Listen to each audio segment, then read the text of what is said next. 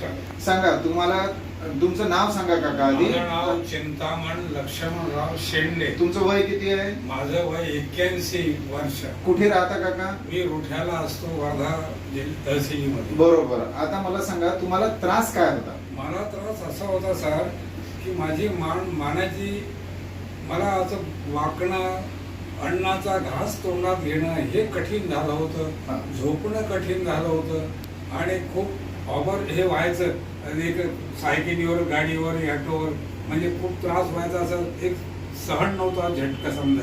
तो कुठे सहन नव्हता?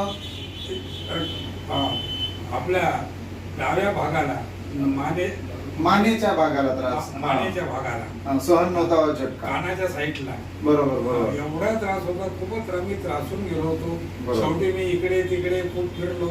मग मला आपल्या वर्ध्याचे डॉक्टर विजयराव चौधरी ते माझ्याच गावाला कधी कधी येतात, त्यांनी सांगितलं की इथे फिजिओथेरपी आहे देव शांती म्हणून, आणि तुम्ही त्यांच्याकडे जा म्हणजे तुम्हाला आराम पडेल. बरोबर. तुम्हाला 8 दिवसातच पडतो असं त्यांनी म्हटलं. मी तुमच्याकडे आलोय. मी म्हणजे फिजिओथेरपी करायला देव शांती या दवाखान्यामध्ये आलो. बरोबर. आणि फिजिओथेरपी सुरू झाली. आता आज 20 दिवस झाले. बरोबर. तुम्हाला पुष्कळसा म्हणजे 70-80% आराम पडला. बरोबर बरोबर. म्हणजे आता ऑलमोस्ट तुम्हाला आराम आहे, थोडासा बाकी आहे. आता त्याची ट्रीटमेंट आपली सुरूच आहे. आणि ट्रीटमेंट सुरूच आहे. आणि आता 20% जे आहे तो तर निघून जाईल, प्रश्नच नाही. तर अशा तऱ्हेचं मला आता थोडं समाधान वाटत आहे बरोबर. या फिजिओथेरपी मध्ये. म्हणजे आता तुम्हाला खात्री झालेली आहे की आता मानेचा त्रास आपला पूर्ण बरा होणार. मानेचा त्रास बरा होणार. नाहीतर मोठा ऑपरेशनचा 1.5 लाख 2 लाख असा खर्च मला ऐकण्यात होता. बरोबर. मी घाबरले होते.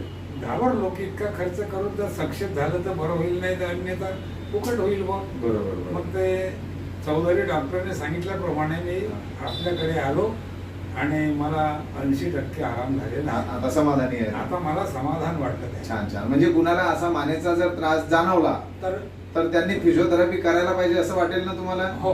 आणि जर कोणाला असं वाटलं तर कधी नागपूरला किंवा इकडे तिकडे डायरेक्ट फिजिओथेरपी करायला देव शांती या दवाखान्यामध्ये जाणे. Very good. एवढं सांगेल मी कोणाला. Very good very good. चालेल.